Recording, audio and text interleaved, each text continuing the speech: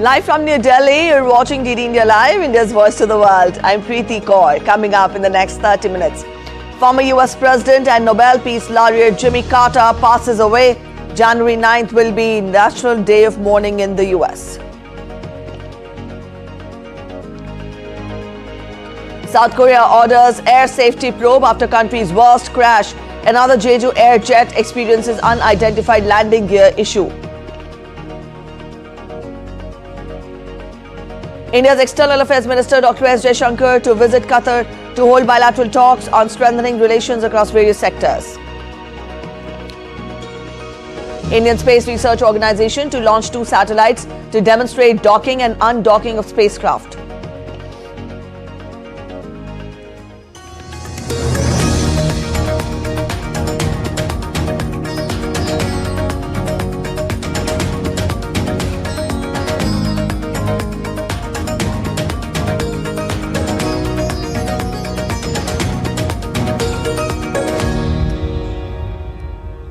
Former US President and Nobel Peace Laureate Jimmy Carter has passed away at the age of 100. Carter has been in hospice care since mid-February 2023 at his home in Plains, Georgia, the same small town where he was born and once ran a peanut farm before becoming governor of the Peach State and running for the White House. My name is Jimmy Carter and I'm running for president. Jimmy Carter was the 39th President of the United States of America between 1977 and 1981. He was awarded the 2002 Nobel Peace Prize for work to find peaceful solutions to international conflicts, to advance democracy and human rights, and to promote economic and social development. Carter was born on October 1st, 1924 in Georgia. After 7 years' service as a naval officer, he returned to his hometown. In 1962, he entered state politics and 8 years later, he was elected the governor of Georgia. Carter announced his candidacy for the president in December 1974 and began a 2-year campaign that gradually gained momentum. On November 2, 1976, he defeated Republican incumbent Gerald Ford in the presidential election and was sworn in as the next president. On September 17, 1978, he signed the Camp David Accords, which led to peace treaty between Israel and Egypt. Carter prompted government efficiency through civil service reforms and proceeded with deregulation of the trucking and airline industries. He sought to improve the environment. His expansion of the national park system included protection of 103 million acres of Alaskan lands. To increase human and social services, Carter created the Department of Education, bolstered the social security system, and appointed record numbers of women, blacks, and Hispanics to government jobs. After presidency, he founded the Carter Center in 1982. It's a non-governmental organization that focuses on conflict resolution and health initiatives. In 2002, he was awarded the Nobel Peace Prize. His presidency was marked by feud lows also. The seizure as hostages of the US embassy staff in Iran dominated the news during the last 14 months of his administration. The consequences of Iran's holding Americans captive, together with continuing inflation at home, contributed to Carter's defeat in 1980. Even then, he continued the difficult negotiations over the hostages.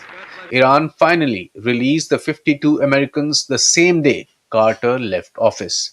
In November 1980, he was defeated by Republican challenger Ronald Reagan in the presidential election. Akhilesh Suman's report for DD India. Jimmy Carter's 1977 to 1981 presidency included successes like the Camp David Peace Accords, but also enough controversies for US voters to see him as weak and send him packing after one term only. Carter's legacy, however, was largely built on his post-presidency. This is the longest in the US history. Carter's important moments we'll have up on your screens now. The Panama Canal. Carter signed treaty with the Panamanian leader Omar Torrijos on September 7, 1977. Morality in politics. Upon his arrival in the Oval Office, Carter placed human rights at the heart of his agenda. He also signed the International Covenant on Civil and Political Rights in 1977. He signed the Camp David Accords in September 1978. On Carter's initiative, Camp David Accords were signed between Israeli Premier Menachem Begin and Egyptian President Anwar Sadat in his presidential retreat in Camp David for peace between Israel and Palestine. Crisis of confidence. In the summer of 1979, his 5 cabinet members resigned when the economy was rocked by inflation and his approval rating in free fall. He said July 15th in his nationwide television speech that it was a moment of national crisis of confidence in the future of America. Iran hostage crisis. Now, the hostage crisis in which more than 50 Americans were held for 444 days at the U.S. Embassy in Tehran from November 1979 to January 1981. Military rescue mission was failed and Secretary of State Cyrus Vance resigned. The Carter Center. In 1982, he founded the Carter Center, which has focused on conflict resolution, promoting democracy and human rights, and fighting disease. Carter traveled extensively, supervising elections from Haiti to East Timor and tackling thorny global problems as a mediator. And lastly, the Elders. Carter was also a member of the Elders Group. This is a group of former world leaders founded by Nelson Mandela in 2007 to promote peace and human rights. The world is mourning the loss of a true statesman and humanitarian, Jimmy Carter, the 39th President of the United States, who passed away on Sunday at the age of 100 in Georgia. As the news of his passing spreads, people around the world are paying tributes to the remarkable individual. We get to more in this report. Reactions have been pouring since the announcement of Jimmy Carter's demise was made by the Carter family. Incumbent US President Joe Biden and fellow Democrats stated former President Jimmy Carter stands as a model of what it means to live a life of meaning and purpose. The entire Carter family, on behalf of the world, the whole nation, we send our whole heartfelt sympathies and gratitude. Our gratitude for sharing President Carter with us for so many years. You know, Jimmy Carter stands as a model of what it means to live a life of meaning and purpose, life of principle, faith, and humility. You know, he was like my dad. He thought that, he said, Joey, your job's about a lot more than a paycheck. It's about dignity, your dignity. About being able to look your kid in the eye and say, honey, everything's going to be okay. US President Joe Biden has declared January 9 National Day of Mourning for Jimmy Carter. Starting Sunday, flags on all official American buildings will be flown half-mast for 30 days. US President-elect Donald Trump paid tribute to former President Carter, saying, "The challenges Jimmy faced as president came at a pivotal time for our country, and he did everything in his power to improve the lives of all Americans. For that, we all owe him a debt of gratitude." Former US President Bill Clinton paid tribute to Jimmy Carter on social media platform X, stating that from his commitment to civil rights as a state senator and governor of Georgia to his efforts as president to protect our natural resources in the Arctic National Wildlife Refuge, make energy conservation a national priority, return the Panama Canal to Panama, and secure peace between Egypt and Israel at Camp David. He worked tirelessly for a better, fairer world. Various world leaders have taken to social media platform X to express grief over Jimmy Carter's demise. European Parliament President Roberta Metsola and French President Emmanuel Macron, Ukrainian President Zelensky were among the European leaders expressing their sadness. Macron, in his post on X, said that throughout his life, Jimmy Carter has been a steadfast advocate for the rights of the most vulnerable and has tirelessly fought for peace. France sends its heartfelt thoughts to his family and to the American people. While British Prime Minister Keir Starmer wrote that his thoughts are with his family and friends at this time. Hungarian PM Viktor Orban wrote that his country will always cherish Carter's memory. Among his significant works is that in 1977, Jimmy Carter gave Panama the control of Panama Canal. It's one of his most controversial achievements. It was a territory known to some who lived there as a tropical utopia. The canal zone in Panama had been under US control for nearly 75 years. Latin American leaders, including Panama's President José Raúl Mulino, also expressed condolences along with the governments of Peru and Venezuela. Carter's legacy includes his commitment to human rights, peace, and democracy. Antara Sinha for DD India. Jimmy Carter, the former president of the United States, is no more. While the condolences are pouring in from across the globe, interestingly, the former president has an India connection. A village near Delhi is named after him. Let's look at this report by Dibyendu Mondal from Kartarpuri. It's nearly 50 years since Manohar Lal Lambardar met the President of the United States. But his photographs of the occasion help keep the memories alive. We were honored to welcome the President and his wife with a traditional Indian greeting. The couple was so happy, everyone clapped. Just 25 kilometers away from the heart of Delhi, the small village, home to over 3,000 families now, shot to fame in 1978 when President Carter visited here. Then it was called Daulatpur Nasirabad, but following the visit, it was renamed as Kartarpuri. The President's connection to India goes back in time, even before he was born. This is the very same place where his mother lived and worked as a nurse in India. Not only do the people of this village remember him fondly, but the President's visit has left a lasting impression on the people of this village here for his demonstrated compassion. We are a great country. The visit of Carter to India was so close to his heart that he mentioned it during his important State of the Union address the following year. There were two moments on my recent journey which, for me, confirmed the final aims of our foreign policy and what it always must be. One was in a little village in India, where I met a people as passionately attached to their rights and liberties as we are, but whose children have a far smaller chance for good health, or food, or education, or human fulfillment than a child born in this country. Of course, India has come a long way since then. The town has grown and the country's economy has boomed beyond recognition. Back then, one of the highlights of Mr. Carter's visit was to see a cow dung plant. We had taken him to the Gobar gas plant, made him roam around the entire village, showed him to the school. Even today, they still talk excitedly about the biggest day in the village's history. He came here around 10 a.m. He was first welcome at the school. Then at the Chopal, here the main ceremonial welcome took place. We tied a turban on Mr. Carter, and Mrs. Carter was made to wear a traditional Haryanvi dress. He was playful with his wife. We also have letters from Mr. Carter. Since then, communications between this village and the White House was on for some time.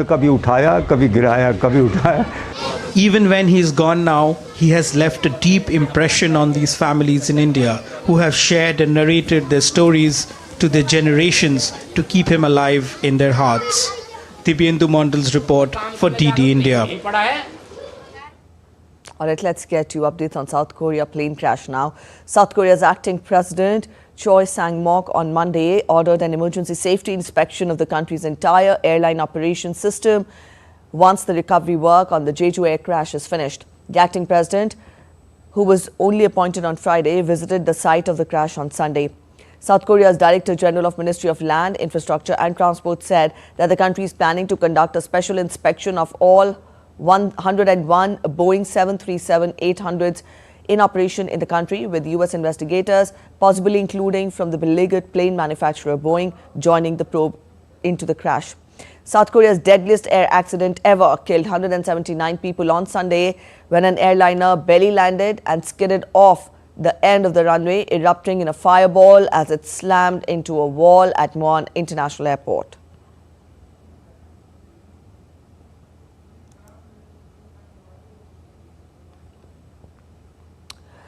Investigators are examining bird strikes and weather conditions as possible factors in the crash. Transport Ministry officials on Monday said that the pilots made a scheduled approach. They told air traffic control the aircraft had suffered a bird strike. Shortly after the control tower gave them a warning, birds were spotted in the vicinity. The pilots then declared Mayday and signaled their intention to go around shortly before the aircraft came down on the runway in a belly landing and crashed into a structure at the end of the runway. Control tower advised the pilot with the phrase caution bird activity. At 8:59 a.m., the pilot reported an emergency declaration and go around due to a bird strike.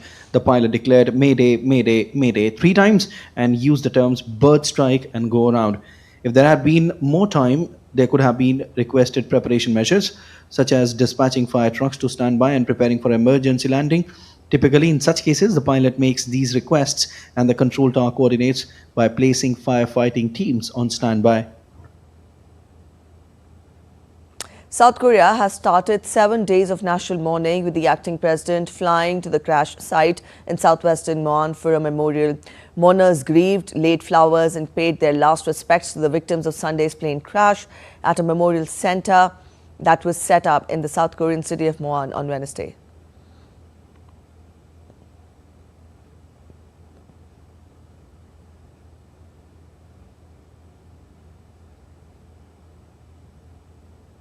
A day after Muan disaster, another Jeju Air passenger jet reportedly experienced a landing gear malfunction on Monday. The Jeju Air passenger jet that departed Gimpo Airport in Seoul for Jeju experienced an unidentified landing gear issue after takeoff and returned to Gimpo, where it landed safely. The Jeju air crash is the worst for any South Korean airline since the 1997 Korean air crash in Guam, which killed more than 200 people. The Muan airport crash also marks the first fatal accident for Jeju Air, one of South Korea's largest low-cost airlines, which was set up in 2005. The disaster is a national tragedy for South Korea, which has been embroiled in a political crisis after President Yoon Suk-yeol and his temporary successor were both impeached by the parliament.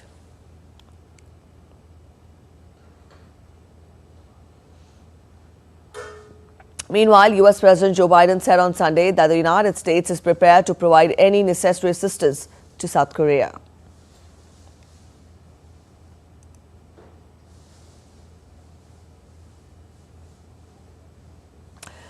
Up next, we're heading for a short break. You're watching DD India Live, but after the break, we will trace BHIM app's 8-year journey from the launch to impact in transforming India's digital payment landscape.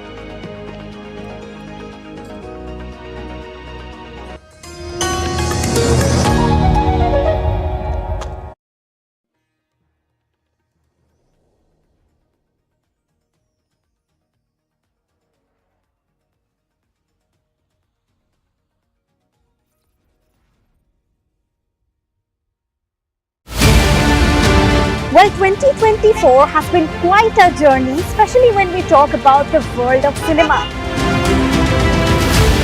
From the 100 years of Raj Kapoor to India's prowess at Cannes Film Festival, we'll take you through the journey of the year 2024, Selections 2024.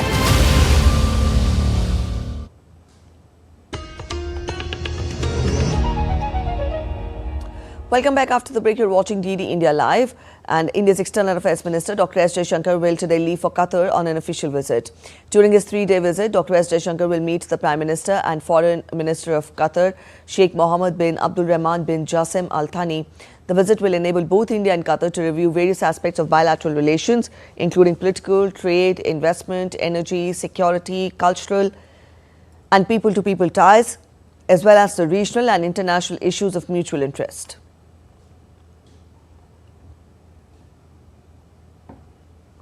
The Indian Space Research Organisation ISRO is set to launch its space docking experiment Spadex on Monday. The mission will use PSLV C-60, lifting off at 9:58 p.m. IST from Sriharikota. Spadex marks a milestone showcasing India's expertise in spacecraft docking technology. Spadex will deploy 2 identical satellites. Key objectives include performing precision rendezvous and docking maneuvers, validating power transfer between docked spacecraft, and operating payloads post-undocking with a 2-year lifespan. This capability is vital for India's lunar and interplanetary missions. Docking technology enables multi-launch missions and supports future human spaceflight. Only the US, Russia and China have mastered such advancements so far.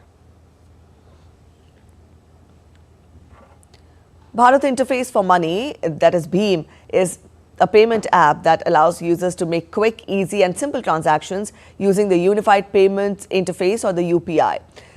The National Payments Corporation of India developed BHIM and launched it on December 30th, 2016. The app's goal is to promote financial inclusion and make India a digitally empowered society. We get to more in this report. Bharat Interface for Money, BHIM, is a payment app for quick and easy UPI transactions. Launched by the National Payments Corporation of India on December 30, 2016, it aims to promote financial inclusion and a digitally empowered society. India's digital public infrastructure has grown to become a role model for the world. So other countries could copy and learn from India's experience, but they should also tell themselves, we don't have to depend on the rich countries. We may not even want to let the rich countries be the ones who are in charge, because they may not lead to the kinds of improvements in the quality of life that we really want for our citizens. Users can send and receive money via UPI ID or QR code, pay bills, book flights, and recharge phones, tracking their transaction history. Since 2016, UPI has enabled fast, secure transactions for individuals, merchants, and banks. In 2023, Mark Rutte, then Netherlands' Prime Minister and now NATO Secretary General, was impressed by buying coffee in Bengaluru using UPI. Well, it looks very simple and easy, but I have no idea of all the ramifications, so I cannot claim that I'm now an expert on this, but it was fascinating to go through the experience once. But more importantly is what you can buy with it. Here's how BHIM UPI works. VPA, unique address for transactions. Mobile Aadhaar, link to bank account for easy access. UPI PIN, 4 to 6 digit secure PIN. Limits, daily transaction limit of 100,000 rupees or approximately $1,370. Not only seeing people buying groceries, but also being very impressed by your UP, Unified Payments Interface, a digital instant payment system if you would just buy fruits on the street. I thought this would be impossible in Germany. Most major banks in India, including public sector, private sector, and cooperative banks, participate in the BHIM UPI ecosystem. The system is also accepted in a few other countries such as Singapore, UAE, Bhutan, Nepal, Sri Lanka, and Mauritius, due to partnerships and collaborations between NPCI and other countries' payment systems.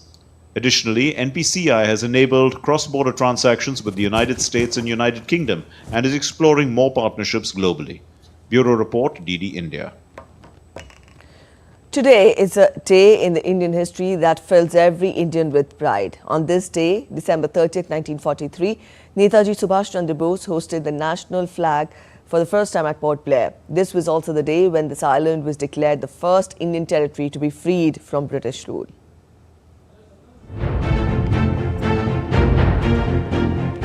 During World War II in 1943, the Japanese Imperial Army had captured the Andaman and Nicobar Islands. Subsequently, on November 6, 1943, at the Greater East Asia Co-Prosperity Sphere meeting in Tokyo, the Japanese Prime Minister announced that the Andaman and Nicobar Islands would be handed over to the Azad Hind government. Shortly thereafter, Netaji visited the Andaman Islands from December 29 to 31 in 1943 and declared this island group the first Indian territory to be freed from colonial rule. On the 75th anniversary of Netaji hoisting the tricolour on Indian soil, a grand ceremony was organised at Port Blair in 2018. India's Prime Minister Narendra Modi hoisted a 150-foot tricolour flag at the flag point. In honour of Netaji on this day, the names of 3 islands of Andaman and Nicobar, Ross Island, Neil Island and Havelock Island were changed to Netaji Subhash Chandra Bose Island, Shaheed Island and Swaraj Island respectively. A ceremony is now held every year at the flag point to commemorate the first hoisting of the flag by Netaji. Bureau Report, DD India. Let's talk of sports now. Australia ripped out 7 Indian wickets in the final session of the 4th Test in Melbourne to win by 184 runs and go 2-1 up in the 5-match series. Yashasvi Jaiswal fought a lone battle, scoring 84 runs before a controversial dismal saw his departure without scoring a century. India's downfall started when Rishabh Pant was caught while playing a pull shot. Earlier, the veterans failed to give any meaningful contribution to the team's score, exposing the middle order. Nitish Kumar Reddy and Ravindra Jadeja also failed to contribute in the middle order after Pant's departure. For Australia, Nathan Lyon was the top wicket taker with 4 scalps, while pacers like Pat Cummins, Mitchell Starc and Scott Boland also gave important contributions. The final test starts in Sydney on Friday. The blockbuster clash against India on Monday became the best attended test in Australia's history as fans flocked to Melbourne Cricket Ground for the final day. Over 350,700 spectators have passed through the gates at the Melbourne Cricket Ground during the 5-day test, with still more expected. This remarkable figure surpasses the previous record of 350,534 established in 1937 when Sir Don Bradman ruled the sport and tests were played over 6 days. In terms of Boxing Day tests, the previous record was 271,865 during the Ashes Test, that is 2013 and 14 edition. Alright, with that, we end this edition of DD India Live, but let us know your thoughts on the news of the day. For those of you on the go, you can get all the latest news and updates from India and across the world on the DD India mobile app.